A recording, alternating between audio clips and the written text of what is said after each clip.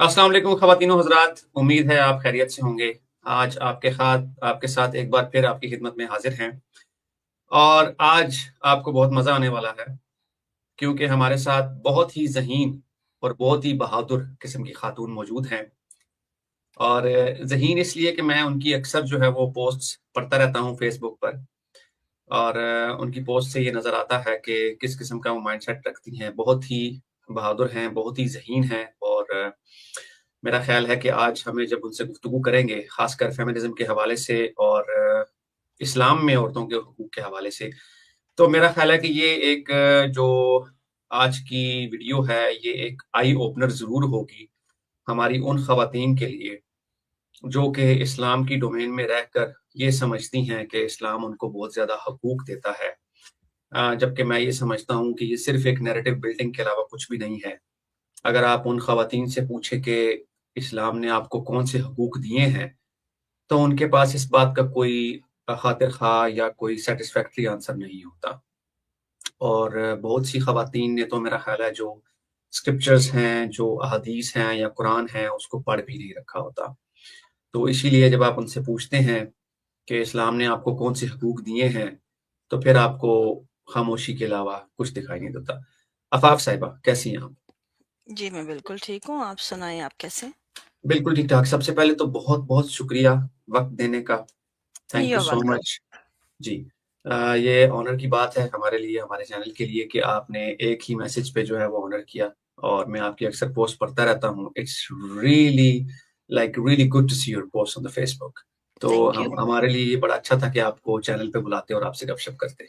ये अच्छी बात होती है सुनकर के कोई पढ़ने वाला मौजूद है, क्योंकि ये दोनों तरफ की बात होती है, कोई अंडरस्टैंडिंग होना बहुत ज़रूरी है। मेजॉरिटी आपको लैक ऑफ अंडरस्टैंडिंग नज़र आती है, मेजॉरिटी आपको ट्रोलिंग करती नज़र आती है जिन टॉपिक्स पे इनको नस्लों को ज़रूरत है इन मौज़ूआत की, उनकी हुँ, ज़हनी इर्तिका के लिए। और ये आज भले कोई ना समझे लेकिन अगले वक़्त आएँगे, हम भले रहें ना रहें, लेकिन ये चीज़ें रहेंगी। बिल्कुल ऐसा ही है। दैट्स ट्रू, बिल्कुल। तो मुझे ये बताइए कि डायरेक्ट मैं सवाल पे आऊँगा। आप क्या समझती हैं कि फेमिनिज़्म को पाकिस्तानी सोसाइटी ने सही तरीके से समझा है? नहीं। नहीं समझा। इसलिए नहीं कि हर चीज़ पे कोई भी आप नया जो आइडियोलॉजी आती है, कोई भी नया नज़रिया आता है, वो डिपेंड करता है कि आपकी सोसाइटी कैसी है, उसके माइंडसेट के ऊपर। हमारी सोसाइटी बहुत से जो माशरती मसाइल के साथ हम लोग बहुत से नफ्सियाती अमराज़ का मजमूआ है।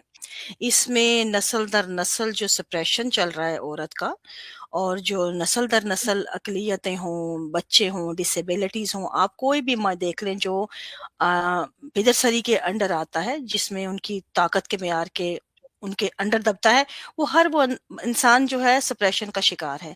अब ऐसे जी, जो नस्ल दर नस्ल जो ट्रॉमाटाइज़ हैं, उनसे आप ये तवक्को नहीं कर सकते कभी भी कि वो आपको as the way it is लें, इस चीज़ को। क्योंकि आप अगर वेस्ट के साथ उस चीज़ को कंपेयर करने लगेंगे तो ये हमारी हमाकत होगी कि हम हुँ, उस चीज़ को अंडरस्टैंड नहीं कर पा रहे। जिस तरह आपको सिंपल सी मिसाल देती हूँ कि वेस्ट में ही जब सोशल मीडिया आया था, सेल फ़ोन आए थे, अभी ज़्यादा देर नहीं हुई, सेल फ़ोन जी, आया, इंटरनेट आए। आपको पता होगा कि जब सेल फ़ोन आए थे, इंटरनेट आए थे, उस वक़्त एक बड़ा प्रॉब्लम वेस्ट का सबसे बड़ा प्रॉब्लम बन गया था। इवन दो कि ये बड़े हम इनको तहज़ीब याफ़्ता कौमें कहते हैं। इनका एक सबसे हुँ, बड़ा इश्यू बन गया था कि नौजवान नस्ल को कैसे बचाएँ? उनके हुँ, अंदर जो मसाइल हो रहे हैं, आज भी उनके ऊपर अक्सर डिस्कशन होती हैं। हुँ, फिर उनकी जो मिसयूज़ एक इश्यू बन गया था उन चीज़ों का कि जी, इंटरनेट को कैसे पैरेंटल लॉक आते थे कि आप किस तरह जो है इनके ऊपर लगाएँगे, वालिदैन को कैसे उनको देनी है, कितनी-कितनी आपने हदूद किसको देनी है। ये एक इश्यू था क्योंकि वो एक नई चीज़ आई थी। उसके ऊपर वो इजाद तो आ गई थी आपके हाथ में लेकिन आप इस चीज़ को प्रॉपरली हैंडल करने की इस्तात नहीं रखते थे। आप इसको कवर नहीं कर पाते थे कि कितनी वाइड रेंज है आपके ऊपर, कहाँ-कहाँ ये इम्पैक्ट होगा इसका। बिल्कुल। तो जब आप हुँ, फेस करते हैं, तब आप जो है इस चीज़ को अंडरस्टैंड करते हैं। ये चीज़ हमेशा ये है, आप किसी भी इसके पीछे किसी भी आइडियोलॉजी को ले लें। वेस्ट में भी जब फेमिनिज़्म आया था, तो यही सूरत-ए-हाल थी। उनकी भी हुँ, क्योंकि वहाँ भी इनको ऐसा ही लिया जा जा रहा था, लोग ऐसे ही स्ट्रगल कर रहे थे। ये ग्रेजुअली चीज़ें बनती हैं, आगे आती हैं, जब आप अपने इन चीज़ों को देखते हैं। आज हमें पता है कि किस तरह इन चीज़ों को लेना है। इसी तरह आप ड्रग्स की मिसाल ले लें। ड्रग्स को जब हम नेगेटिव एंगल पे देखते हैं, इनका मिसयूज़ देखते हैं, सब्सटेंस अब्यूज़ का, तो हमें नज़र आता है कि लोग खुदकुशी के लिए भी यूज़ करते हैं, ओवरडोज़िंग के लिए भी करते हैं, अपने डिप्रेशन के लिए भी करते हैं। जब हम इन चीज़ों की रिसर्च करते हैं इंसानी बिहेवियर के साथ मिलके, तो हमें ये समझ आती है कि कहाँ-कहाँ हमारे बिहेवियर के अंदर लीकेज है। हम हुँ, उनको फ़िल करते हैं उन गैप्स को, तो ड्रग्स ऑटोमैटिकली छूट जाते हैं। कभी ऐसा नहीं होता कि हम ड्रग किसी के हाथ से खींचें, जो एडिक्शन हुँ, का जब शिकार होती है, जब जो हुँ, इंसान भी, कभी भी ऐसा नहीं हुआ कि आप उस इंसान को, ये सॉल्यूशन नहीं होता कि आप जाएँ उसके हाथ से छीन लें और वो छूट जाएगा, नो। आप हमेशा वर्क अराउंड करते हैं, उसकी हुँ, प्रॉब्लम्स को समझने के लिए कि उनकी कहाँ-कहाँ जो है प्रॉब्लम्स हैं, उनको कैसे हमने भरना है उन गैप्स को। और जैसे-जैसे आप उनके मसाइल को भरते हैं, उनके मसाइल सुलझते हैं, तो वो ऑटोमैटिकली ड्रग्स की नीड जो है, उनकी खत्म हो जाती है, जो खत्म उनके हो ज़हन में थी। और आपके लिए वो थेरेपी करनी और कंसल्टेशन उनको करनी या उनके ऊपर वर्क करना ज़्यादा आसान हो जाता है फिर, क्योंकि हुँ, आपने उसकी नीड जो है वो ख़त्म कर दी उसकी ना। तो ये सेम जी, चीज़ हर एंगल पे ये मिसाल फिट आती है। आप किसी भी नज़रिए पे लगा लें इस चीज़ को। हुँ, आप हुँ, जब नया कोई नज़रिया लेके आएँगे, उस सोसाइटी के अंदर जो प्रॉब्लम है वो हावी होंगी और वो उसको मुकम्मल तौर पर उसके जो मानी बदल देंगी। एक हुँ, भौचाल आ जाता है, जिस तरह आज हमारे यहाँ आता है, मर्दों को लगता है ये औरतों की आज़ादी है, ये हुँ, नाजायज़ है, नंगापन है, मतलब एक एक यही उनके ज़हन टर्म टर्म होते हैं। जी, जो औरतों ख़वातीन को लगता है इस्लाम पे हमला है, पता नहीं हमें बेपर्दा किया जा रहा है, या हुँ, जो ख़वातीन हामी हैं इस वक़्त फ़ेमिनिज़्म की, उनके भी रिएक्शंस में आपको एक एंगर नज़र आता है, एक हुँ, मर्द दुश्मनी नज़र आती है, हुँ, एक नज़र आप, और बड़ा ये क्लियर आपको व्यू। और इसकी वजह ये हरगिज़ नहीं है कि आप इनको कहें कि वो मर्द दुश्मनी को प्रमोट कर रही हैं, बल्कि उनको जो मिला है, वो इसकी बदौलत वो आपको रिटर्न कर रही हैं, जो उन्होंने हुँ, इर्द-गिर्द देखा है। तो इसका बिल्कुल, हल ये नहीं है कभी भी होता कि आप रिएक्शन को हमेशा कहते जाएँ रिएक्शन गलत है, नहीं। आप हमेशा जो एक्शन है उसको दुरुस्त कीजिए, रिएक्शन हो जाएगा खुद ही। हुँ, बिल्कुल सही कहा आपने, बहुत खूबसूरत बात की, ज़बरदस्त। Thank you. तो आप क्या समझती हैं कि पाकिस्तान में फ़ेमिनिज़्म के हवाले से मैं तो समझता हूँ कि काफ़ी जो है वो उसका गलत इस्तेमाल भी होता है और औरतें जो हैं वो उसको गलत समझती भी हैं। फ़ेमिनिज़्म के हवाले से अगर देखा जाए तो कुछ लोग समझते हैं, ओह जी! औरतों को आज़ादी दे दो, वो कुछ भी करें, ये वो। फ़ेमिनिज़्म का ये मतलब तो हरगिज़ नहीं है। अगर हम इसकी हिस्ट्री को देखें तो हमें पता चलता है कि ये जॉब्स के हवाले से, प्रॉपर्टी के हवाले से एक बड़ी ऑर्गनाइज़्ड किस्म की तहरीक थी और बहुत खूबसूरत तहरीक थी और मेरा ख़्याल है कि पाकिस्तान में इस तहरीक को सही से समझा ही नहीं गया। तो आप क्या समझती हैं कि इसकी क्या वजूहात हो सकती हैं? इसकी वजह पितरसरी समाज है। इस हुँ, मेन वजह पितरसरी एक कंट्रोल है। अब मेरा फुल कंट्रोल होगा अगर किसी चीज़ के ऊपर, मेरे पोज़ेशन में है वो चीज़, मैं कभी भी नहीं चाहूँगी, मैंने दबोच रखा है कुछ अपने फ़ायदे के लिए, उससे मैं हर स्याह को सफ़ेद और सफ़ेद को स्याह करवा रहा हूँ उसके ज़रिए, नस्लें उनके ज़रिए मेरे कंट्रोल में हैं, तो मैं क्यों चाहूँगी कि मेरे कंट्रोल जाए? सिंपल। हुँ, ये माइंडसेट कंट्रोलिंग है जो हमें नज़र आता है। और जो आपको रिएक्शन नज़र आता है मिसयूज़, वो भी उसी का रिएक्शन है उस कंट्रोल का। आप जितना बुरी तरह किसी को दबोचेंगे, उतनी ही बुरी तरह अगला बंदा जो है, उससे निकलने की कोशिश करेगा। उसको फिर ये ज़हन में नहीं रहेगा, मैं उसका सही इस्तेमाल कर रहा हूँ कि गलत, मैं इसको हुँ, मिसयूज़ कर रहा हूँ कि मैं इसको प्रॉपर समझ पा रहा हूँ। नहीं, वो हुँ, इस रेंज में नहीं होता अंडरस्टैंडिंग की, वो रिएक्शन की। वो इस वक़्त जो जंग है ना खींचातानी, ये एक्शन और रिएक्शन है। जिस तरह मैं अक्सर इसको इल्हाद के ज़ुमरे में भी लेती हूँ कि हुँ, हमारे यहाँ जो इल्हाद का तसव्वुर है, वो भी अभी वेस्ट में जो तसव्वुर है उससे बहुत दूर है। लेकिन मैं हुँ, इसको ये हरगिज़ नहीं कहूँगी कि वो गलत है या उसको ऐसा नहीं होना चाहिए, या वो जो है हम उसको बिल्कुल ही डिनाय कर दें, नो। मैं समझती हुँ, हूँ कि ये फितरी है। जिस किस्म के हुँ, रवैये हैं, जिस तरह आप गड्ढे में से निकल के आते हैं, आप ग्रेजुअली ऊपर आते हैं। ये नहीं होता आप एक जस्ट लगाएँ और छलांग मार के ऊपर सतह पे आ जाएँ, नो। एक जी, ये ज़हन का प्रोसेस हमेशा ग्रेजुअली होता है, तो ही लर्निंग होता है। अगर आप एकदम जंप लगाते हैं तो वो रिएक्शन होता है। हमें हुँ, अमूमन इन चीज़ों को समझते हुए जो ह्यूमन बिहेवियर्स हैं, हमारे यहाँ बिल्कुल भी उनको वो एग्ज़िस्ट नहीं करते कि उनकी अंडरस्टैंडिंग क्या है। इसकी वजह हुँ, से हमें माशरती मामलात में हम बहुत जजमेंटल हो जाते हैं इन चीज़ों को लेके।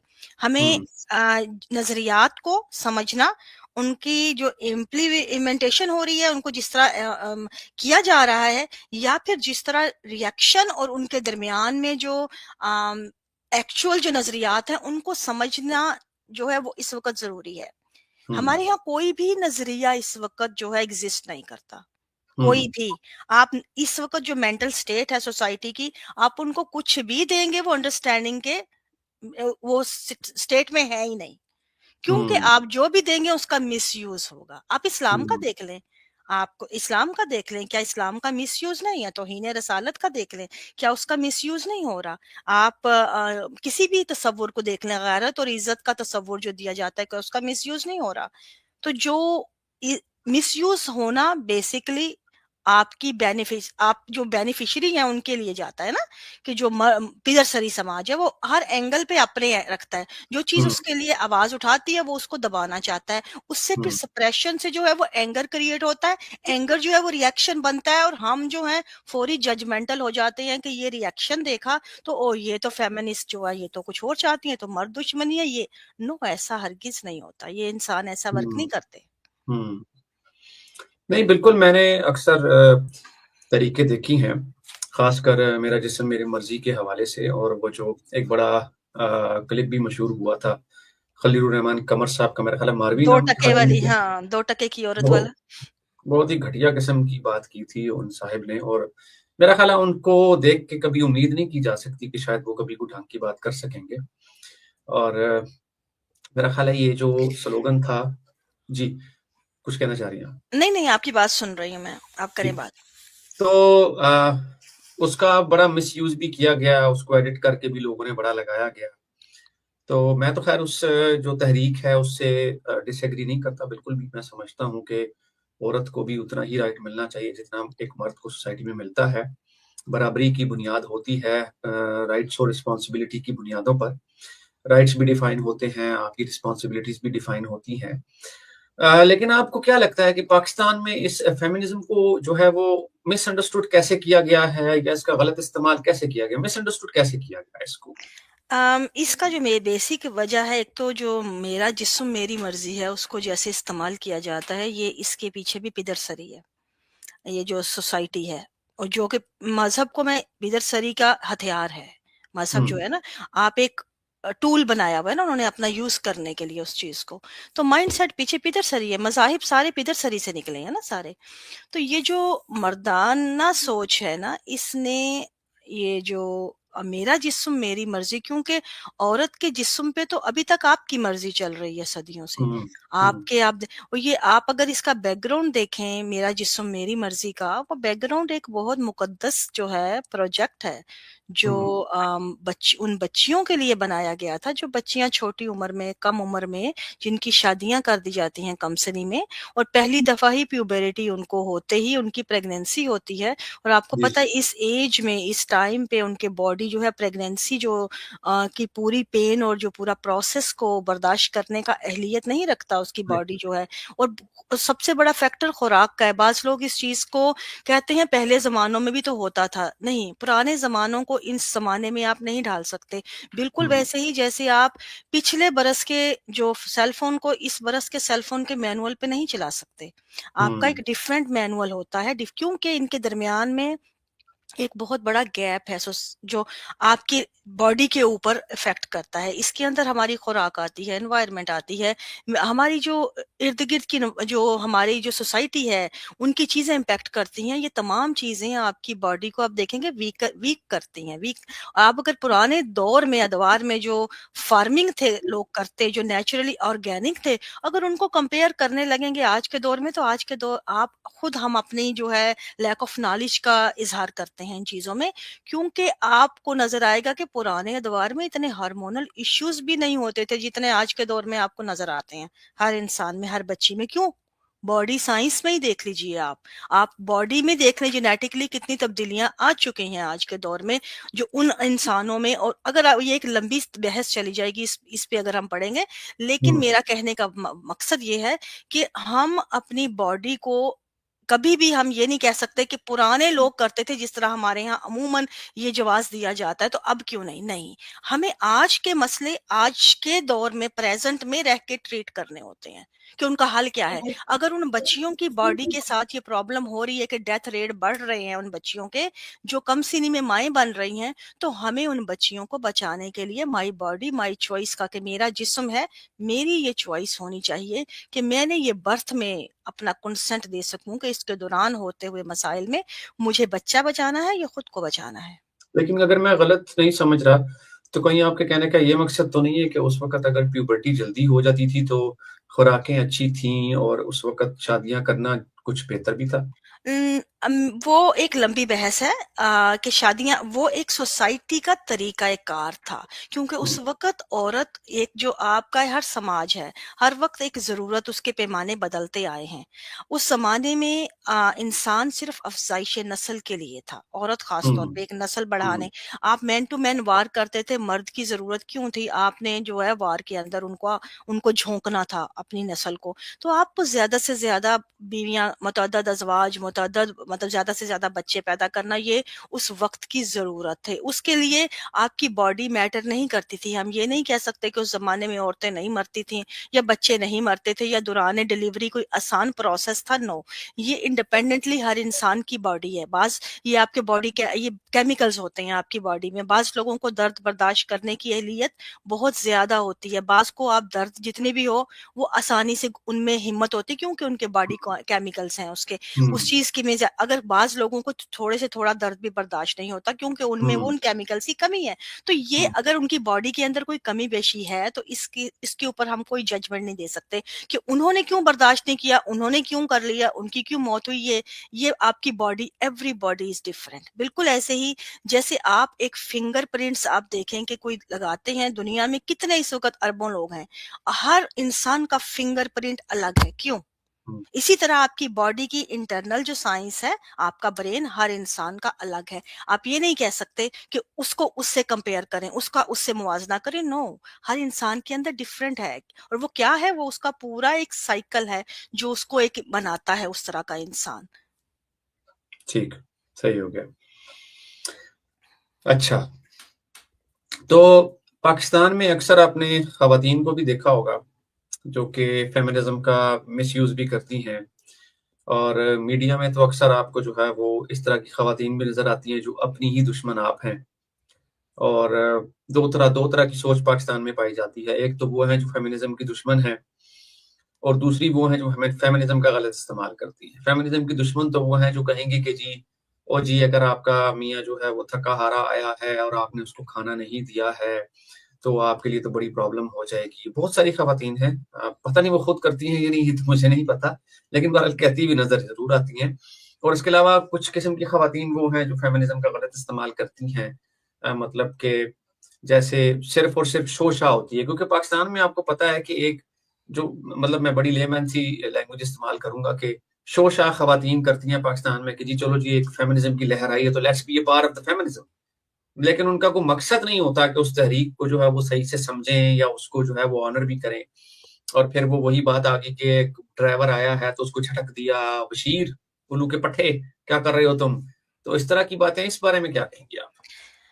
मैं समझती हूँ कि पाकिस्तान में इस तरह के जो रवैये हैं वो आपकी शनाख्त की तरफ तवज्जो दिलाते हैं कि वो जो औरतें इस चीज़ का मिसयूज़ करती हैं, चाहे वो मर्द हैं या औरतें हैं, कोई भी इस तरह की आइडियोलॉजी का जो मिसयूज़ करते हैं, ये वो उनमें अपनी शनाख्त ढूँढते हैं। हमारा सबसे बड़ा प्रॉब्लम इस वक़्त हमारी सोसाइटी का, पाकिस्तानी सोसाइटी का उनकी शनाख्त है। आइडि आइडेंटिटी क्राइसिस से गुज़र रहे हैं। आइडेंटिटी क्यों? क्राइसिस। और हुँ, ये सबसे बड़ा, और ख़वातीन बीइंग अ वुमेन तो ये सबसे बड़ा है। आप देखेंगे कि अब इस वक़्त वेस्ट में भी ये चीज़ जो है, एक नई रिसर्च आई थी, मैंने उसके ऊपर की थी वीडियो भी कि मेरा उसका रेफ़रेंस मुझे ज़हन से निकल रहा है। कि उसमें उन्होंने बताया था कि हमारे ईस्ट ईस्ट में जो कंट्री हैं, पाकिस्तान इंडिया का खास तौर पे जिक्र था जी, जी। कि इसमें 40 से अबव जो खवातीन हैं उनके अंदर ये जो आइडेंटिटी क्राइसिस बढ़ने की वजह से जो डिवोर्स रेट है उनका हाई होना इनकी तरफ एक बड़ी वजह है। क्यों? ओह! क्योंकि जब इसकी हम लोग वैसे तो कह देते हैं ना कॉमन कि भाई डिवोर्स रेट है, क्यों? क्यों जी, औरतों का जी। मसला है। हम इनके पीछे वजूहात नहीं अंडरस्टैंड करते। हुँ, हम उनको कल्चर से जोड़ते हैं या वो अतात गुजारी या मजहबी हुँ। तालीमात से जी, जुड़ी। जी। नो, आप हुँ, देखेंगे कोई भी इंसान बीइंग अ ह्यूमन, हम सब अपनी शनाख्त चाहते हैं। हम हुँ, सब, हमारी औरत की कोई शनाख्त नहीं है, या तो बाप, भाई, माँ पैदा होगी तो बाप का नाम साथ लगेगा, जो शादी हुई तो शोहर का लग गया। शनाख्त उसकी उसके घर के मर्दों से है, उसकी अपनी नहीं। जब तक हमारे अंदर कोई दूसरा कल्चर नहीं आया था, हम जब तक हम 100% अपने लोगों में रहते हैं ना, अपने पैक में, तो हम हुँ, उस चीज की कमियां महसूस नहीं करते। हम एज अ हुँ। रेवड़ वर्क करते हैं, जी, उनको करेक्ट, फॉलोइंग करेक्ट। की तरह। लेकिन जब हुँ, हम देखते हैं इर्द गिर्द लोगों को अपने के काम करते हुए, बाकी लोग जो है वो सक्सेस ले रहे हैं, उनकी एक आइडेंटिटी भी है, वो अपने तौर एक सोसाइटी में एक नाम रखते हैं, तो हमें उस चीज को कहीं ना कहीं ये एहसास होने लगता है कि we are missing that part. अब क्या हुँ, होता है कि आप मिस तो करते हैं लेकिन आप में एबिलिटी नहीं है, आपके अंदर हुँ, स्किल्स नहीं है, आपके अंदर वो डेवलपमेंट नहीं है, आपके अंदर मुआशरे ने या आपके घर या माहौल ने आपको वो चीजें बिल्ड नहीं की हैं आपकी शख्सियत में कि जो अपनी शनाख्त खुद पा सके। ठीक है? हुँ, तो फिर आप क्या करेंगे? फिर आप ऐसे सहारे ढूँढते हैं। कोई जो है नामो-नेहाद शायर बन जाती है या शायरा किसी हुँ, से लिखवा के, कोई लिखने के मैदान में, मैंने वो भी देखी हैं कि जो बाकायदा पैसे दे के शायरी करवाती हैं लोगों जो उनसे ना। और मैंने और कोई ऐसी भी देखी हैं जो कहते हैं कि आप हमें लिख के दे दें, नाम हम अपना लगाएँगे, ठीक है? कोई हुँ, भी चीज़, ये मतलब ये छोटी है, कहने को तो मामूली चीज़ें हैं, इन्हीं को आप बड़ा पिक्चर बना लें। तो जो बड़ी हुँ, ऑर्गेनाइजेशन के पीछे जाती हैं, उनमें अपनी जो शनाख्त, तो बेसिकली तो शनाख्त ही है ना, उनसे आपको एक हुँ, शनाख्त मिलती है कि आप कुछ कर रहे हैं। यानी आपने अपनी पर्सनैलिटी पे तो कोई काम नहीं किया, आपने खुद हुँ, को डेवलप नहीं किया, लेकिन शनाख्त आपने पाने का तरीका है। हुँ। अच्छा, एक मैं बड़ा पॉइंट यहाँ पर आपसे डिस्कस करना चाहूँगा because you belong to Pakistan और मैंने सिर्फ़ ये मैं नहीं समझता बल्कि चूँकि मेरा हल्का बाप काफ़ी बड़ा रहा है, मैंने काफ़ी लोगों के साथ काम भी किया है, ट्रैवल भी किया है। तो एक मैं बड़ा ट्रिकी सवाल करना चाह रहा हूँ आपसे कि जो पाकिस्तान में ख़वातीन होती हैं, उनका एक बड़ा नैरेटिव होता है कि इसको तो मैं सीधा कर दूँगी। ये तो मियाँ जो है ना मेरे नीचे फलाना का मियाँ नीचे लग के रहता है, आप में बड़ी आकड़ है। ये क्या मेंटालिटी है? Why don't you live together like coexistence together, respect each other and live like a happy family? Why can't you do that? हमारे जो मुआशरे में जो शादी का जो इंस्टीट्यूट है ना, वही जंगलूद है। इसकी वजह ये है, हमारा कॉन्सेप्ट जो है वही पिदरसरी के ऊपर है ना सारा, कि आपने उसको देना है एक जो उससे मैं आप किस तरह आपको कुछ बाज़ ऐसी इसमें चीज़ें आएँगी कि आपको सुननी पड़ेंगी, क्योंकि बाज़ मैं इस मामले में बहुत क्रिटिकल होके बात करती हूँ इन चीज़ों पे। जी। जिस तरह आप देखें कि ये शादी का ताल्लुक क्या है, हस्बैंड वाइफ का, हम लोग तो जिनसी मामलात में लेते हैं ना कि इसका ताल्लुक अफ़ज़ाइश नस्ल है। जी, जी। अभी तक इंसान की जो वो मुआशरे जिन्होंने अभी मेंटली जिनकी ग्रोथ नहीं हुई, वो इसी चीज़ पे स्टक हैं कि ये सिर्फ़ अफ़ज़ाइश नस्ल के लिए ये आपका जो पेयर बना है।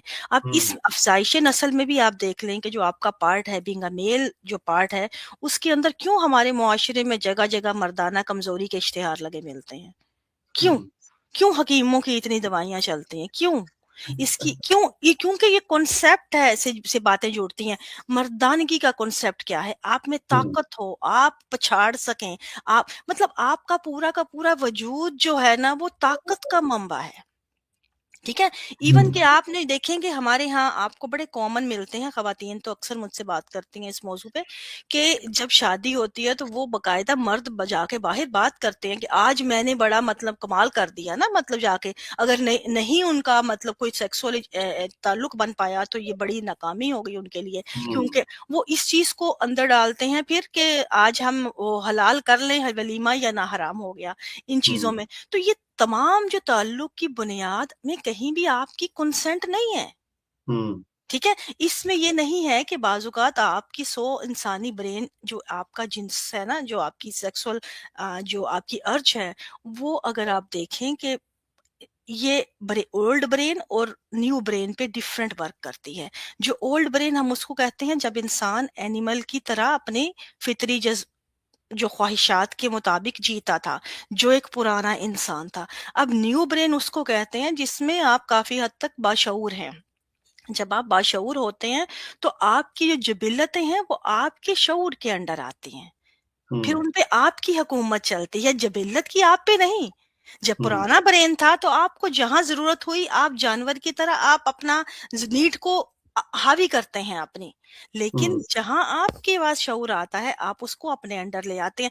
अब यहाँ पे जब आपकी नीड आपके अंडर आती है तो आप सोचिए कि इंसान ब्रेन के अंडर है। ब्रेन के तो बहुत से और जो है काम भी हैं। अगर आप किसी जगह पे मसरूफ़ हैं, स्ट्रेस में हैं, घर में कोई आपके इश्यू है, घर में मेहमान ज़्यादा हैं या समझ लें कोई भी और आपके वर्क के ऊपर स्ट्रेस लोड है या कोई ऐसा इश्यू है जो आपको इस वक़्त ऑक्यूपाइड किया हुआ है, तो आप डेफ़िनेटली सेक्सुअल मोड में नहीं होंगे। हुँ। ठीक है? लेकिन फिर आपका इन ख़वातीन के बारे में क्या ख़्याल है, जो ये समझती हैं कि जी मैंने तो फलानी का मियाँ जो है वो तो देखो नीचे लग के लगा हुआ है, तुम्हें क्या प्रॉब्लम है? वो तो चूँ नहीं करता उसके आगे, वो तो बोलता नहीं है, वो तुम्हें क्या प्रॉब्लम है? तुम वो तो वही बकवास हो यार। ये ये वही माइंडसेट उसी से क्रिएट होता है, ये उसी का रिएक्शन है क्योंकि जब आप एक पूरे इंस्टीट्यूट को ही करप्ट कर देते हैं ना कि इसका ताकत मेयार है, तो ताकत तो फिर जिसके पास आएगी ना, फिर वो अपने हुँ, आप को हुँ, दिखाना की कोशिश करती है, स्टेबल करना। ख़वातीन का हुँ, प्रॉब्लम होता है स्टेबिलिटी, ख़वातीन हुँ, का इश्यू। तो वो जब अपनी अपनी ताकत दिखाती हैं, तो वो उनका मतलब है कि स्टेबल है, वो स्टेबल है अपने घर में ना, तो उनको हुँ। स्टेबिलिटी चाहिए क्योंकि हमारे यहाँ ख़वातीन स्टेबल नहीं है। आप या घर में भी हुँ। हों तो घर से निकाल अपने तो घर में इसका नहीं। मतलब ये हुआ कि जो ये ख़वातीन कहती हैं वो ठीक है।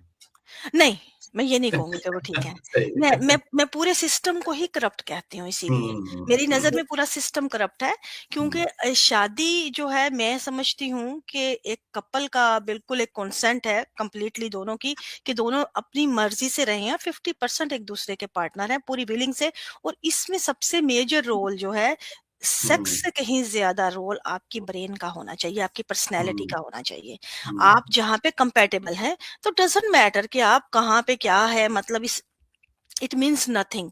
लेकिन जहाँ पे आपकी शख्सियत, आपके वजूद, आपकी नज़रियात, आपकी सोच इन चीज़ों की कदर नहीं है, आपको बिल्कुल सप्रेस किया जा रहा है, आपकी कोई हुँ, कहीं पे कोई वजूद नहीं है, तो फिर मैं उसको शादी नहीं समझती। मैं इसको या तो मैरिटल रेप कहूँगी या मैं कहूँगी कि ये आपका एक पुराना इंस्टीट्यूट है जो चला आ रहा है, जिसकी हुँ, वो कब तक चले हू नोज़। हू नोज़। अच्छा एक और सवाल बड़ा इम्पोर्टेंट मेरे ज़हन में अभी आया कि मैंने अक्सर अपनी कॉलेज यूनिवर्सिटी में भी देखा कि बड़ी ज़हीन किस्म की लड़कियाँ हमारे साथ पढ़ती थीं और 3.6, 3.8, 4 जीपीए लेकर डिस्टिंक्शन लेती थीं यूनिवर्सिटी में और बहुत ज़हीन, बहुत काबिल। लेकिन जब शादी हुई तो अपनी जो एक क्या कहते हैं उसको टैलेंटेड ज़िंदगी थी, उसको खैर-बाद कह दिया, टाटा बाय-बाय और उसके बाद जो है वो डिपेंड करना शुरू हो गई ख़ावंद पे कि जी ये तो हमारा केयर टेकर है, क्योंकि हमें मज़हब ने ये बताया है कि इसकी ज़िम्मेदारी है, इसको ये हमारी टेक केयर करेगा और बच्चे सँभालना, घर का काम करना, ये वो। इस सोच को आप कैसे देखती हैं कि टोटली जो है वो डिपेंडेंट हो जाना, बल्कि मैं समझता हूँ कि औरत को इंडिपेंडेंट होना चाहिए, बल्कि मैंने अपने सामने बहुत सारी एग्ज़ाम्पल्स देखी हैं कि सडनली जो है वो मियाँ की डेथ हो गई और औरतें जो थी वो हैंडीकैप बन गई, क्योंकि उनके पास ना तो कोई स्किल थी, ना एजुकेशन थी। एजुकेशन को भी उन्होंने खैर-बाद कह दिया और स्किल तो थी कोई नहीं ऑब्वियसली क्योंकि स्किल जो है वो पाकिस्तान में तो बड़ा मुश्किल होता है कि औरतों को कोई हुँ, स्किल सिखाई जाए। एक एजुकेशन ही होती है, उसके अलावा स्किल तो कोई नहीं होती। अब यूरोप, अमेरिका, कनाडा, ऑस्ट्रेलिया वगैरह जाएँ तो वहाँ पर एजुकेशन सिस्टम इतना डिफरेंट है कि अगर कोई अपने एजुकेशनल करिकुलम में ठीक नहीं है तो उसको दूसरी जगह पे डाला जाता है, टेक्निकल स्किल्स पे डाला जाता है ताकि वो सोसाइटी में कम से कम इंटीग्रेट कर सके और सोसाइटी में एक जगह पर मकाम पैदा कर सके, लेकिन पाकिस्तान में ऐसा नहीं होता। तो आप इन खवातीन को कैसे देखती हैं और क्या मैसेज देना चाहेंगी आप इनको? ये माज़ूर सोच है। मैं इसको हुँ, सोच की माज़ूरी का नाम देती हूँ और बदकिस्मती से हमारे यहाँ मेजॉरिटी यही है क्योंकि हमारी ख़वातीन को सिखाया ही ये जाता है कि मर्द के बिना ज़िंदगी नहीं है। हुँ, बल्कि मैं समझती हूँ कि जब आप पैदा मर्द के बिना हुई हैं, तो आप ज़िंदगी भी आपकी है। आप पूरी तरह रहने का पूरा आपको हक है। आपने हुँ, मरना भी अकेले है, दुनिया में भी अकेले आई थी, आपकी अकेले ज़िंदगी गुज़ारने की पूरी आप में एहलियत होनी चाहिए।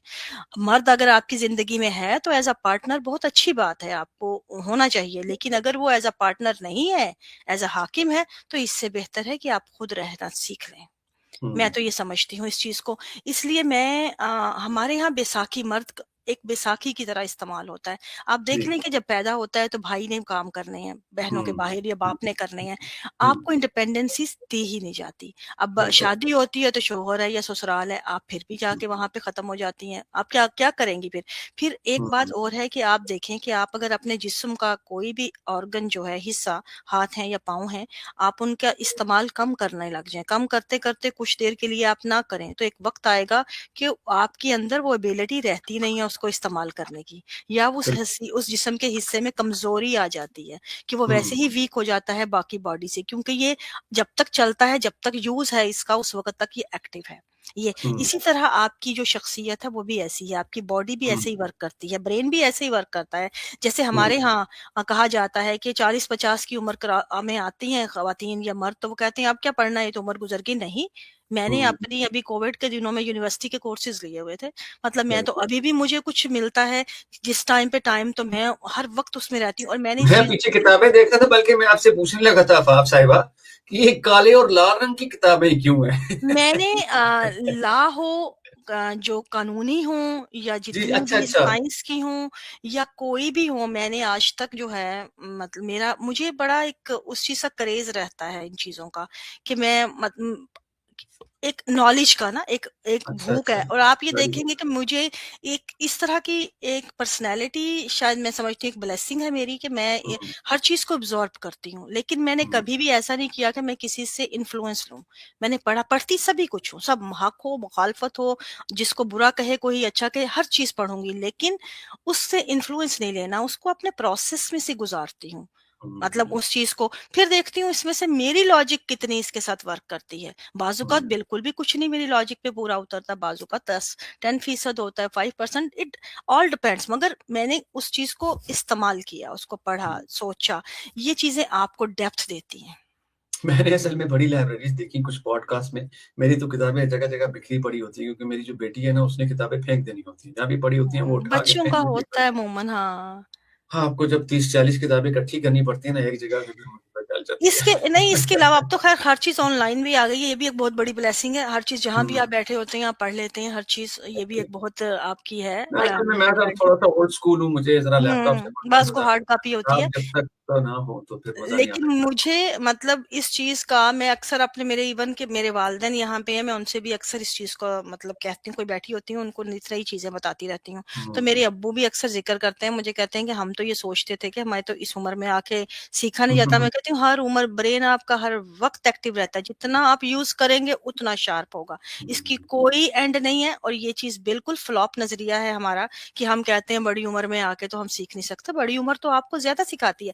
एक बात हुँ, और बताऊँ मैं आपको, मैंने जी, जी, कोविड के दिनों में ये चीज़ सीखी, कोर्सेज़ लिए थे यूनिवर्सिटी के, ऑनलाइन थे क्योंकि कोविड में चल रहा था ये जी, वो जी, सारा ऐसे ही। लॉकडाउन था, जी, जी, तो दुनिया भर के लोग थे उसमें। अब जितने स्टूडेंट थे मेरी क्लास में वो सब यंगस्टर थे, क्योंकि उन्होंने तो अपनी यूनिवर्सिटियाँ जो बंद होने की वजह से वो अपना प्रोसेस जारी रखा था और मैं उनमें एक्सपीरियंस थी।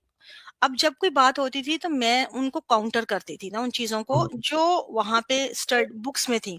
तो वो मेरे प्रोफ़ेसर्स मुझे कहते थे कि तुम्हें तो हमेशा जो तुम लेके आती हो चीज़ वो डिफरेंट होती है, लेकिन वो सही होती है। क्योंकि मैंने वहाँ से ये सीखा कि आप जब फ्रेश पढ़ रहे होते हैं ना, आप एक हुँ, प्रोसेस के साथ जा रहे हैं, तो आप क्या है, आप सिर्फ़ थ्योरी पढ़ रहे हैं। आपने हुँ, प्रैक्टिकल नहीं किया। मैंने एक प्रैक्टिकल करने के बाद दोबारा उस चीज़ का कनेक्शन किया था। तो आपके हुँ, पास थ्योरी के बाद प्रैक्टिकल हुआ, फिर आपने उसको जॉइन किया। तो करेक्ट। आपके पास प्रैक्टिकल भी है, थ्योरी भी है, ठीक है? हुँ, अब आप उस चीज़ को सही तरह जज कर सकते हैं कि उसमें कहाँ-कहाँ जो है आपके फ्लॉज़ नज़र आते हैं, आपकी थ्योरी हुँ, में। और हमारे एजुकेशनल सिस्टम में ये प्रॉब्लम बहुत बड़ी है हुँ, कि आप इन चीज़ों का तज़्ज़िया नहीं करते प्रैक्टिकल बेस पे। इसलिए कभी भी देखेंगे डॉक्टर जब हाउस जॉब में आते हैं, आप देखेंगे उनको एक बिग डिफरेंस नज़र आता है। थ्योरी में जो पढ़ा है वो अक्सर आप जो है वो फेस नहीं कर किया आपने। इसी तरह हम्म। आप साइकोलॉजी में भी यही है, आप जब या साइकोथेरापिस्ट होते हैं, साइकाइट्रिस्ट बनते हैं, तो आपने जो कुछ पढ़ा होता है बाजूकात मरीज उससे बिल्कुल अलग मिलते हैं आपको। अलग मिलता है, बिल्कुल हम्म। ऐसा ही है, correct. Very true, very true, very true. अच्छा, आप अब हम थोड़ा सा चूंकि we are half half way to the program, तो मुझे ये बताइए कि जो औरतें इस्लाम को डिफेंड करती हैं आप क्या समझती हैं कि उनका माइंडसेट क्या है, उसके पीछे क्या साइकोलॉजी हो सकती है, बचपन की ब्रेन वॉशिंग है, डर है, क्या है? What do you think? आप ये देखें कि जो ईमान है वो वर्क कैसे करता है। दो हम्म। चीजें होती हैं इसके ऊपर, एक लालच, एक फियर। हम्म। इंसान की जो क्या इंसान क्या किसी भी जानदार की जो नफ्सियात के ऊपर ये लालच और खौफ एक तरह ही वर्क करता है। ये पीबी स्कैनर ने एक किया था तजुर्बा, उसने इसके ऊपर नफ्सियात के ऊपर जानवरों की, उसने जब देता था अपना, उनको एक लीवर खींचता था, जानवर को लालच था, उस जब वो लीवर जानवर वो खींचता था, तो वो लीवर के उसको थोड़ा सा वो दे देता था, जो उसकी फूड थी। वो हर दफा करते करते वो बार बार लीवर, जब उसने कुछ देर प्रैक्टिस करवाई उसकी कि वो लीवर खींचेगा तो उसको रिवार्ड मिलेगा, लीवर खींचेगा हम्म। रिवार्ड मिलेगा। उसके बाद क्या हुआ, उसने रिवार्ड देना बंद कर दिया, वो फिर भी लीवर खींचता रहा कि उसको था कि रिवार्ड मिले, उसकी वो एक हम्म। नफ्सियात बन गई। ठीक है। एग्जैक्टली। इसी हम्म। तरह ह्यूमन ब्रेन वर्क करता है। आपने हम्म। बचपन से एक प्रैक्टिस करवाई है, लालच, फियर, ये दो हम्म। चीजों को आप मिला देंगे तो ये ड्रग्स की तरह काम करते हैं। एक हम्म। तरफ से आप डरा रहे हैं, एक तरफ से लालच दे रहे हैं। आपने किसी को डराया है कि मौत के खौफ से, मौत अगर ये होती है, जो भी आपको फियर है, फियर ऑफ अननोन, हम्म।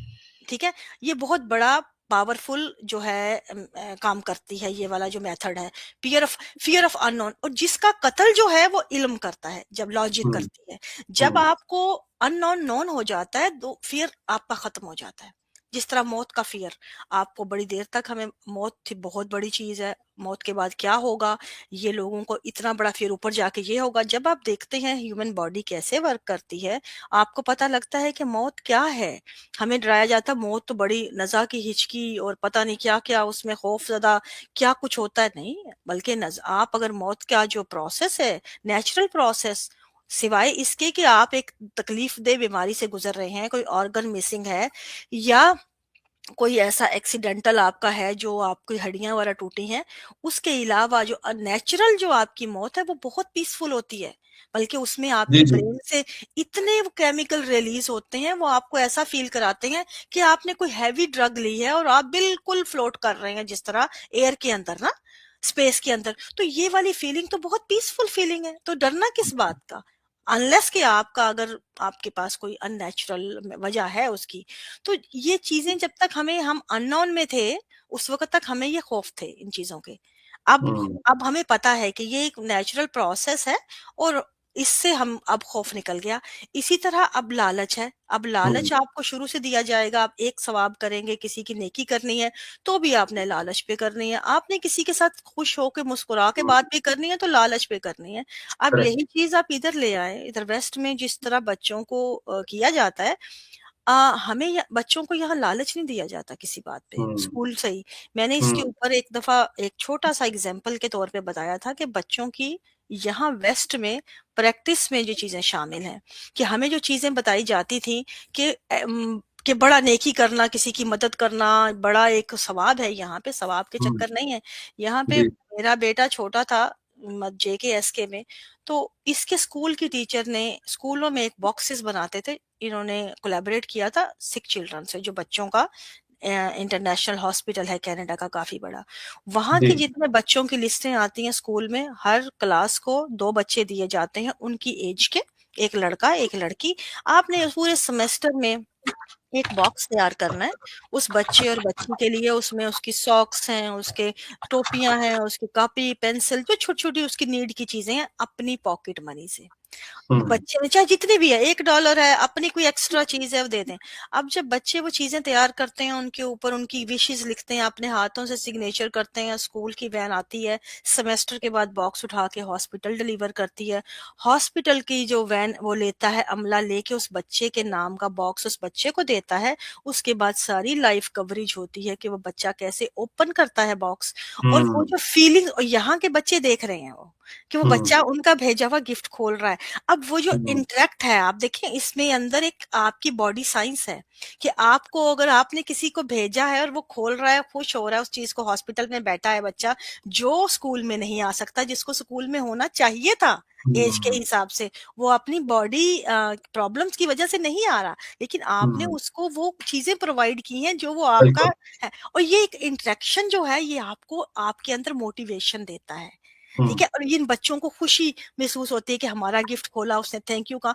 अब उनमें मजीद मोट, और मैंने इस प्रैक्टिस की वजह से देखा कि मेरे बच्चे के अंदर ये आया कि उसने जेब में हर वक्त अपनी पॉकेट मनी का $1 या 25 सेंट कुछ रखा होता था। जब मैंने हुँ, बाहर जाना कहीं ग्रोसरी के लिए उसके साथ या कहीं शॉपिंग में, जहां कहीं उसको सिक चिल्ड्रन का बॉक्स नजर आता था डोनेशन का, वो भाग के जाके डालता था। अगर उसके हुँ। पास नहीं होता था तो मुझसे मांगता था, आपके पास कैश है, मैंने उसमें डालना है। हालाँकि मैंने उसको नहीं इंट्रोड्यूस करवाया या बताया, उसमें ऑटोमैटिकली ये चीज़ डेवलप हुई, इसलिए नहीं कि उसने सवाब देखा, उसने एक हुँ, इंसान का रिएक्शन देखा कि मेरी हुँ, उसकी मदद से उसके ऊपर उसकी जो खुशी उसके चेहरे पे देखी, उसने उसको मोटिवेट किया कि मुझे करना चाहिए ये। हुँ, तो हमें असूलन इस मेथड को यूज़ करना चाहिए कि हम बीइंग ह्यूमन एक-दूसरे के साथ वेल कनेक्टेड हैं, हम हुँ, जानवरों के साथ भी ऐसे ही हैं। हम किसी हुँ, जानवर की मदद करें, किसी इंसान की मदद करें, तो जो उनकी खुशी या उनके जो जज़्बात हैं, वो हम पे हमें मोटिवेट करते हैं। तो हमें हुँ, इन मोटिवेशन का यूज़ करना चाहिए, ना कि लालच का। जब हम हुँ, लालच के लिए करते हैं, तो आपका आप वन सिंगल आपका रूट है कि आपने हुँ, लालच के लिए, अगर आप कोई अच्छा काम कर रहे हैं, तो लालच के लिए बुरा भी कर सकते हैं। बिल्कुल। आप किसी के लिए खुश करने के लिए कर रहे हैं, तो आप किसी को कत्ल भी कर सकते हैं। ये तो हुँ, लालच दो धारी तलवार है। लेकिन हुँ, जो आपको इंसानी हमदर्दी करने में जो मोटिवेशन मिलती है, डायरेक्ट इंटरेक्शन से या जानवर के साथ इंटरेक्ट करने से, वो कहीं भी सेकंड उसकी नहीं है धार। वो सिर्फ़ हुँ, एक ही है उसकी, पॉज़िटिव हुँ, ही है। तो ये हुँ, जो मेथड है, ये हमें यहाँ पे इन चीज़ों को ग्राउंड से समझने की ज़रूरत है कि ह्यूमन साइकोलॉजी पे ये की चीज़ें कैसे वर्क करती हैं और उनका तोड़ क्या है। तो भी ये हुँ, मामलात जो हैं बेहतर होंगे। बिल्कुल सही कहा। क्योंकि मैंने अक्सर यहाँ पर ख़वातीन जो हैं वो मिलती मुझे तो मैंने उनसे यही सुना कि जी बस मैंने तो जॉब कर ली जितनी करनी थी, अब तो शादी के बाद जो है मैं ख़ावंद के साथ रहूँगी बिकॉज़ उसकी ज़िम्मेदारी है ये। वैसे तो इस्लाम जो है वो आपको कहीं नज़र नहीं आता। मैं समझता हूँ कि इस्लाम एक ऐसा मज़हब है कि जो कोई भी शख़्स फ़ॉलो नहीं कर सकता। इट्स वेरी नॉन प्रैक्टिकल ठीक है। मेरा नहीं ख़्याल कि कोई उसको सोसाइटी में या अपनी लाइफ़ में एम्बेड कर सकता है, आई डोंट थिंक सो। लेकिन जब इस किस्म की बातें आती हैं तो फिर उनको इस्लाम याद आ जाता है कि अपने नहीं-नहीं यूज़ के लिए इस्तेमाल करते हैं ना। अपने यूज़ के लिए, बिल्कुल। हालाँकि हालाँकि ये यूज़ नहीं है, ये खुद को डैमेज करने के मुतरादिफ है, कि आप बिल्कुल ऐसे ही। अपना ब्रेन भी हैंडीकैप डेड करते हैं, बॉडी भी डेड हाँ, करते हैं, किसी के ऊपर डिपेंड करते हैं, ये डिसेबिलिटी है ये। ऐसे ही है। मैं आपको बताता हूँ मैं दुबई में था तो मैं अपनी यूनिवर्सिटी फेलो को देखा वो 3-4 बच्चे उनके साथ थे तो मैंने उनसे पूछा मैंने कहा ये क्या हाल बना लिया भाई तुमने इतने 3-4 एक स्टेप बाय स्टेप तो बस वो शादी के बाद यही ज़िंदगी रह जाती है तो मैंने कहा सही है यार चलो बेस्ट ऑफ लक फिर। तो ये बिल्कुल मेंटालिटी है और मेरा ख़्याल है कि अ, औरतें जब इस्लाम को डिफेंड करती हैं तो मुझे बड़ी हैरत होती है मुझे और ये अक्सर लोग ताना देते हैं जब मैं कोई बात करती हूँ वुमेन राइट्स की या कोई भी अपनी इज़हार करती हूँ अपनी नज़रिए का, तो मुझे ये ताना देते हैं कि वेस्ट ने क्या दिया आपको? वेस्ट ने हुँ, क्या दिया आपको? हुँ, एक मशीन बनाया है, आप काम कर रही हैं, बच्चे पाल रही हैं, ये कर रही हैं, वो क यहाँ पे तो औरत को क्वीन बना दिया, घर की मलका बना हाँ, दिया, 4 तो मुझे इस सोच पे हैरत होती है इस पे। हुँ, मुझे मतलब शॉकिंग होती है मेरे लिए कि आप जिसको मलका कह रहे हैं, आप जिसको ब्लेसिंग कह रहे हैं, वो मेरे लिए लानत है। हकीकत है ये, क्योंकि हुँ, मैं समझती हूँ कि मैं तो अब मेरे बच्चे हैं, जॉब हुँ, करते हैं, यूनिवर्सिटी पढ़ी हैं बेटियाँ। अब यकीन माने मैं बीमार भी होंगी, मेरी कोशिश होती है कि मैं फिर भी अपना काम खुद ही करूँ। मैं तो हुँ, ये भी नहीं चाहती कि बच्चे आके हुँ, मतलब उन पे डिपेंड करूँ किसी तरह, किसी और पे तो और बात है। हुँ, लेकिन यहाँ पे आप कह रहे हैं कि मैं शौहर पे भी घर में बैठना है, आपको इस चीज़ का एहसास ही नहीं है कि मर्द की तरह मर्द को आपने ओवरलोड कर दिया और हुँ, औरत को आपने डिसेबल कर दिया है।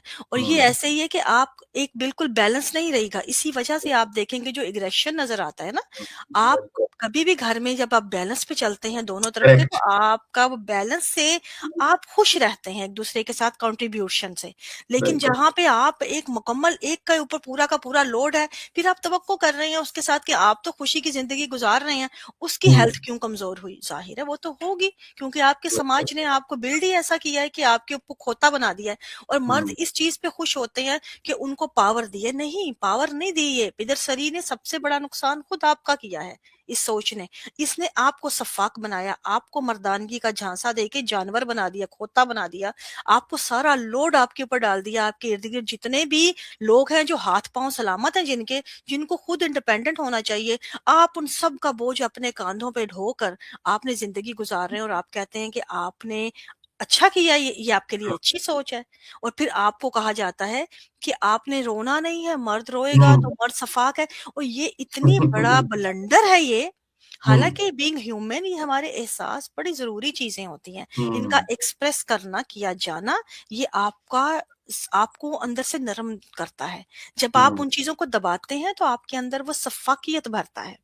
आप लेकिन जब इन आफ़ाक साहिबा देखिए एक प्रॉब्लम हमारी सोसाइटी में पाकिस्तान में ये भी है, मैंने अक्सर फैमिलीज़ में ये देखा है कि जब कोई खातून जॉब करना भी चाहती है ना, तो उस बेचारी को फिर भी बड़ा सप्रेस किया जाता है। जैसे मिसाल के तौर पर कोई जॉब करके आई है, मेरे कुछ दोस्त भी थे, उन्होंने मुझे बताया यार कि हमारी बीवी जो है वो कंधे से कंधा मिला के काम करती थी and I was very happy about it. तो उन्होंने कहा कि यार मसला ये था कि जब वो जॉब करके घर आती थी, तो खाना उसको ही बनाना पड़ता था।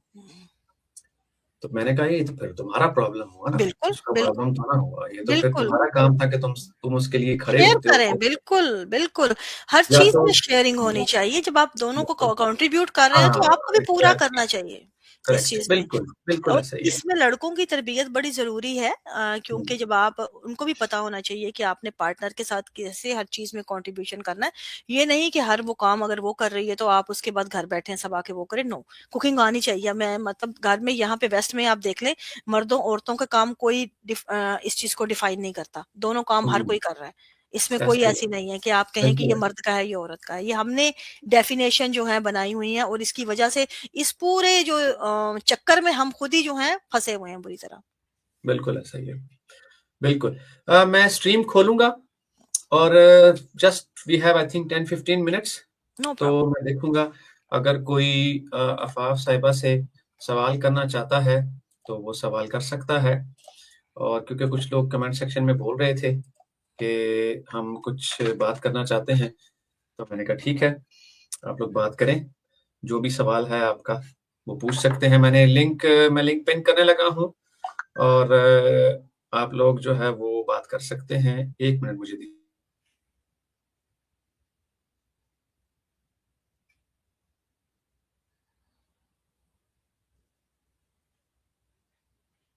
जी, लिंक पिन हो चुका है और आफ़ाफ़ साहिबा से कोई भी सवाल करना चाहता है, तो वो सवाल कर सकता है और बड़ी अच्छी, बड़ी ज़बरदस्त गुफ्तगू रही इनके साथ और अभी हम देखेंगे अगर कोई सवाल करना चाहे, अगर कोई नहीं आता, तो मैं ही सवाल कर लूँगा। मेरा ख़्याल है क्रिसमस की वज़ह से शायद ऑडियंस इतनी नहीं है, वरना नॉर्मली तो हुँ। अच्छे लोग आते हैं हमारे पास। मेरा ख़्याल छुट्टियाँ-छुट्टियाँ चल रही हैं ना, इसलिए लोग ज़रा बिज़ी हैं, इसलिए। तो बिल्कुल, मैंने तो ये बड़े प्रॉब्लम्स यकीन करें पाकिस्तान में देखे, फैमिलीज़ के हवाले से और मतलब औरतें कुछ नहीं करती और उसके बाद जब सडनली ख़ावंद की डेथ हो गई, तो वो तो हैंडीकैप हो जाती हैं हुँ, बिल्कुल ही। हुँ, हुँ। दे कैन नॉट बिल्कुल, डू एनीथिंग डिपेंड मतलब करती हैं फिर औलाद के ऊपर बोझ पड़ता है, उनके घरों में झगड़े होते हैं, कोई माँ को बिल्कुल, कौन सँभाले। ये तमाम चीज़ों की वजह बेस रीज़न ही ये है कि आप लोग खुद हैंडीकैप हैं, आपके अंदर कोई अबिल नहीं है। जब तक आपको बिल्कुल ये चीज़ें नहीं होती, तो वरना यहाँ वेस्ट में देख लें, अगर जिस इंसान ने काम किया है रिटायरमेंट तक, उसके बाद आपके पास रिटायरमेंट प्लान है। आपको बिल्कुल, ज़रूरत नहीं है, डिपेंड नहीं करते आप किसी पे। करेक्ट, बिल्कुल मेरे ऐसे ही। नेबर्स के अंदर 2 कपल रहते थे, हस्बैंड वाइफ, उनकी पिछले 2 साल पहले फ़ौत हुई हैं वाइफ। उनका दोनों मतलब बच्चा, एक बेटा एक बेटी था, शादीशुदा, अपने-अपने घरों में। वो कभी-कभी आते थे मिलने के लिए, फैमिली वाले थे, दोनों बड़े खुशी।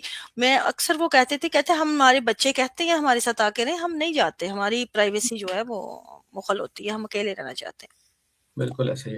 अच्छा, एक सवाल मेरे ज़हन में आया, हुँ, वो ये था कि देखें, मैं ये समझता हूँ कि अगर कोई क्या कहते हैं उसको, कहीं पर ये लॉ बना हुआ है, जैसे मिसाल के तौर पर, अभी बहुत सारे मुल्कों में जो है वो नकाब बैन हो जाएगा, आई नो दैट, हो चुका है, इटली ने कर दिया है, डेनमार्क ने भी रिसेंटली 2-3 दिन पहले कर दिया है। आप क्या समझती हैं कि ये औरत का हक है या नहीं, नकाब? अ, मैं समझती हूँ कि जबरन नहीं होना चाहिए इन चीज़ों को। जबरन अगर आप करते हैं तो वो एक रिएक्शन क्रिएट होता है। हुँ, लेकिन इसको अगर आप लॉजिकली अपने आप से करते हैं तो मैं समझती हूँ ये ड्रेस कोड है, आपको पूरा राइट है। आप अपनी आइडेंटिटी जो है खुद बना सकें, ये आपका राइट है। और ये फेस जो है, ये अगर किसी को लगता है कि किसी का फेस देखने से आपको कोई वो दावत-ए आम मिल गई है, तो ये आपकी अपनी हमाकत है। लेकिन वरना फेस तो आपकी आइडेंटिटी है। जिस तरह नहीं, किसी भी, यूरोप में अगर बैन हो जाता है नकाब, तो हाँ, आप वो इसको तो उन्होंने कैसे करके रहेंगे। लेकिन वो एक करते हैं? उनके, मैं समझती हूँ वो उनके अपने, जब एक रियासत कानून बनाती है तो वो उनके हुँ, पीछे उनकी वजूहात होती हैं, उनके सिटीज़न्स के अंदर जो उनके प्रॉब्लम है उनको लेके। उनके ऊपर मैं उनको राइट एंड रॉन्ग के तनाज़र में देखती नहीं हूँ। मैं उनको हुँ, माशरती वो मामलात को, जो वो समझते हैं उनके सिटीज़न की भलाई है या उनके मुल्क की भलाई है, उनको हुँ, पूरा राइट है कि वो करें, ठीक है? करेक्ट, इसमें मैं मतलब सही या गलत का फैसला करने वाला मेरा कोई इसमें राइट नहीं है इस चीज़ का। मैं एज़ बीइंग अ ह्यूमन, एक आम इंडिपेंडेंट इंसान के तहत बात करूँगी, तो उनके राइट पे कर सकती हूँ कि हाँ, उनको कैसा डेवलप होना चाहिए। लेकिन जहाँ मुल्कों की बात आती है, तो वो तो फिर उन्होंने वही करना है, आप पसंद करें या ना करें। या ना जो करें, बात ठीक उनकी हिफाज़त के लिए है, जहाँ पे उनके मुल्क के मामलात हैं, जो वो फेस कर रहे हैं माशरती सतह पे, उनको सामने रख के उन्होंने जो डिसीजन लेने हैं, they are all free to do. बिल्कुल, अभी नीदरलैंड्स में आप मर्द भी जो है वो बुर्का पहन के फिरेगा तो कोई देखा कभी नहीं, इस किस्म हाँ, की सोसाइटी। बिल्कुल, बिल्कुल डच या सोसाइटी तो मेरा ख़्याल है it's unique in the world, ठीक है। यहाँ पर कोई मर्द अगर औरत का ड्रेस भी पहन के फिर रहा है ना, और मर्द जो है वो औरत का और औरत मर्द का, तो they don't bother, they don't even look at you. ये इस किस्म की सोसाइटी है। बिल्कुल। लेकिन जब लॉ बन जाएगा ना, हुँ, देन इट्स अ प्रॉब्लम। हुँ, हुँ, फिर हुँ। आप नकाब नहीं कर सकते। फिर क्या बिल्कुल। औरत तो क्या मर्द, नकाब नहीं कर हुँ, सकते। फिर तो केयूब साहब आवाज़ आ रही है आपको? अस्सलाम वालेकुम। जी, आसिफ भाई वालेकुम सलाम। बताइए, सर, सब ठीक-ठाक है? बिल्कुल ठीक-ठाक। काशिफ़ भाई आप बताइए? अल्लाह का शुक्र है। काशिफ़ भाई क्या सवाल करेंगे आप साहिबा से? तो आफ़ाक़ मैम से मेरे ये सवाल है कि हम देखते हैं कि थोड़ा-सा ऊँचा बोलेंगे पहले काशिफ़ मैं भाई? के मैं ये सवाल करना चाह रहा था कि हम देखते हैं कि मज़हब पे से हट के भी अगर अपन कोई 500-600 साल पहले की तरफ जाते हैं, तो यूरोप में भी तकरीबन मैं समझता हूँ औरतों के साथ ऐसा ही कुछ सलूक नहीं किया जाता था, जो आज हम लोग जो है इस अपने मज़हब को लेके जो है क्रिटिसिज़्म करते हैं।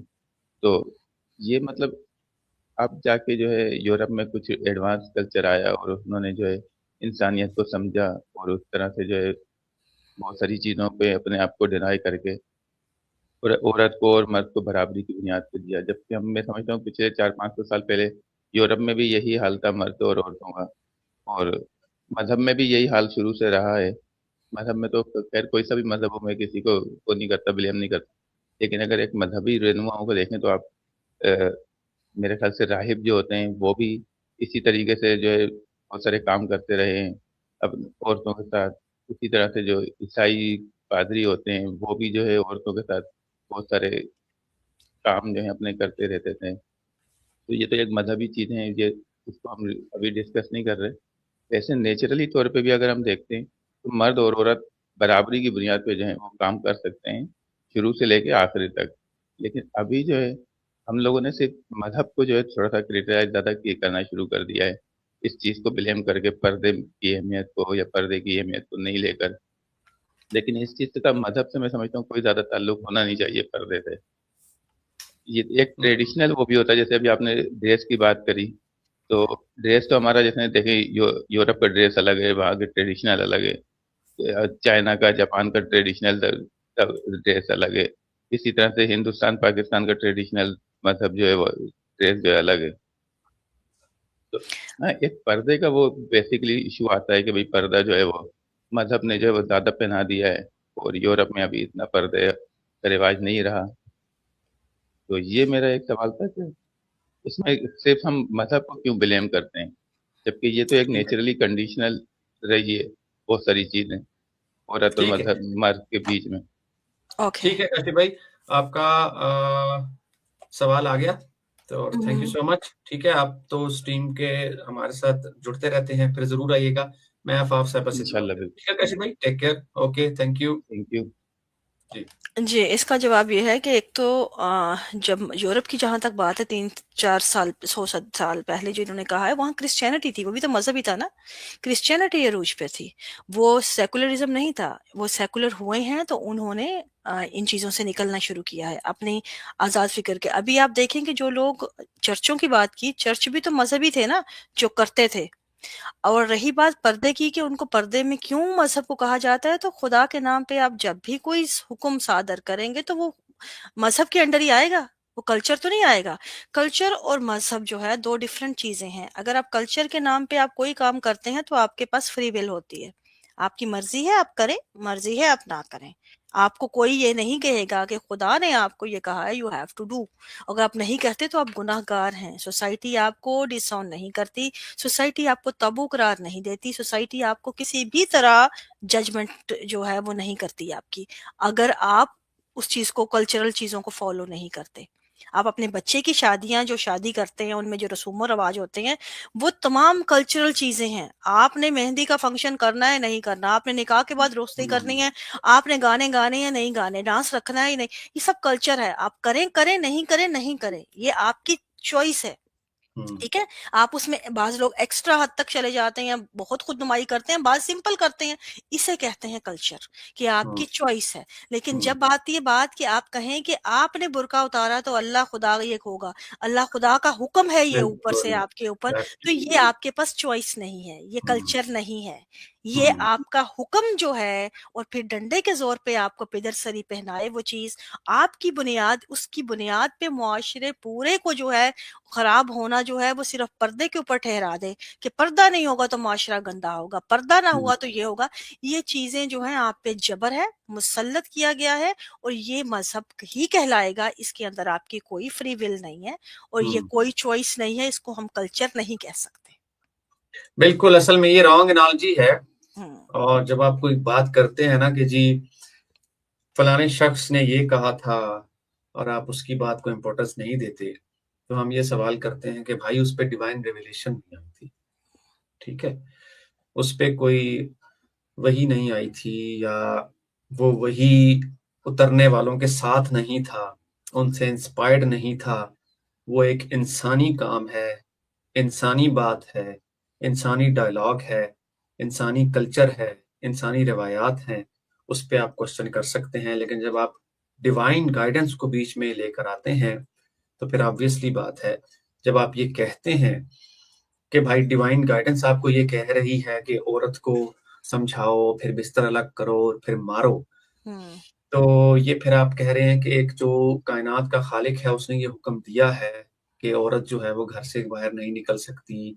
या फिर हदीस में ये आता है कि बाकरा की कोई मर्जी नहीं है, बाकरा जो एक क्या कहते हैं उसको, क्या मैं उर्दू में बाकरा की अल्फाज, पहचान के भी तरीके हैं। जी, पहचान के फिर तरीके हैं। आपकी आधी गवाही है, आधी अकल है, जायदाद में आधा हिस्सा है। बिल्कुल, आपको जो है बंदर बांट 4-4 बिस्तरों की, एक-एक मतलब 4 बिस्तरों में 1 बिस्तर आपको दिया गया है। मतलब ये बिल्कुल, तमाम चीज़ें जो हैं ये कहीं से भी नज़र नहीं आती कि आपकी इक्वल राइट्स हैं, या बिल्कुल। आप उसे, मैं ये नहीं क्लेम करूँगी यहाँ के वेस्ट में भी इस वक़्त इक्वल राइट है। वेस्ट भी अभी तक फेमिनिज़्म में जो है वो स्ट्रगल पे जारी है। यहाँ पे हुँ। भी बहुत सी चीज़ें हैं, अभी भी तनख्वाहें जो हैं बहुत जगहों पे जो हैं जी, जी, मर्द ऐसा ही के है। इक्वल नहीं है, बहुत जगहों पे जो है आपको नज़र आती है। बल्कि हमारी कनाडा की पहली पार्लियामेंट थी इस इलेक्शन में आई जिन्होंने इक्वली औरतों और मर्दों में बराबरी का तनासब रखा था इस दफ़ा। तो ये हुँ, चीज़ें अब जाके वेस्ट भी इन चीज़ों के ऊपर अभी वर्क कर रहा है। हम तो अभी बहुत पीछे हैं, हम तो अभी फेमिनिस्ट के मतलब समझने में ही नहीं मतलब जो है हमारा बहुत बड़ा फ़्लॉ है कि हम इसी चीज़ में हुँ, उलझे हुए हैं कि इसको कैसे लेना है, क्या लेना है, उसकी खींचातानी में। उसकी जो पूरी कॉज है उसको हम जो है डैमेज करते हैं। ना सिर्फ डैमेज करते हैं, हम लोगों के दिलों में ज़हनों को ही हम इतना गंदा कर देते हैं इन नामों से कि हम लोग समझते हैं कि शायद हम ऐसा करके तो शायद कुछ देर और इस बला को टाल देंगे। ये ऐसा नहीं होगा। अगर आप ऐसा करेंगे तो उल्टा आप खुद अपना डैमेज कर रहे होते हैं इन चीज़ों का। आप जब तक फ्लोट करते हैं ना, एक बात याद रखें कि इंसान की, जब आप किसी मंझधार में फंसते हैं ना, ये नजरियात भी मंझधार की तरह होते हैं कि आप किसी ऐसी चीज में फंसे हैं जहां से एक तरफ आपको पीछे खींच रहा है आपका, दूसरी तरफ आपको आगे की तरफ जाना है। तो आप एक फंसे हुए हैं एक सर चीज में। तो इसका तरीका ये नहीं होता कि कभी भी कि आप खींचे उस चीज को, अपने आप को रेजिस्ट करें या आप अपने आप को रोकने की कोशिश करें, बल्कि इसका तरीका होता है फ्लोट करना। आप अपने आप को छोड़ दें उस पे। आप फ्लोट करेंगे तो आपकी जान बच जाती है, अगर आप खुद खींचते हैं तो डूबते हैं। ऐसा ही है, correct, very well said, very well said, बहुत अच्छी बात की आपने। चलें जी, मेरा ख्याल है थैंक यू सो मच वफा साहिबा, again thank you so much, आप आई और बहुत ज़बरदस्त गुफ्तगू रही। मेरा ख्याल है टू द पॉइंट बात की हमने, और कुछ 4-5 पॉइंट्स आपकी तरफ से ऐसे आए जो कि मेरा ख्याल है आई ओपनर थे, दिमाग खोलने के लिए काफ़ी थे ख़वातीन के लिए, और ख़वातीन मेरा ख्याल है इससे बहुत कुछ सीख सकती हैं और सीखना भी चाहिए। आखिर में आपने पर्दे के हवाले से भी बड़ी खूबसूरत बात की और कोई बाइस नज़र नहीं आया आपकी बातों में, सबसे अच्छी बात ये थी। और बहुत ही ज़बरदस्त, बहुत अच्छा लगा आपसे बात करके। It was a very nice and an educational discourse, और मैं कोशिश करूँगा कि दोबारा भी आपको ज़रूर दावत दूँ, और अपना बहुत ख्याल रखिएगा। Thank you very Take care of much. yourself. Thank you for coming, और thank you for enlightening us. Take care of yourself. Bye bye. Thank you. Bye bye. बहुत शुक्रिया। Take care. Bye bye. Take care.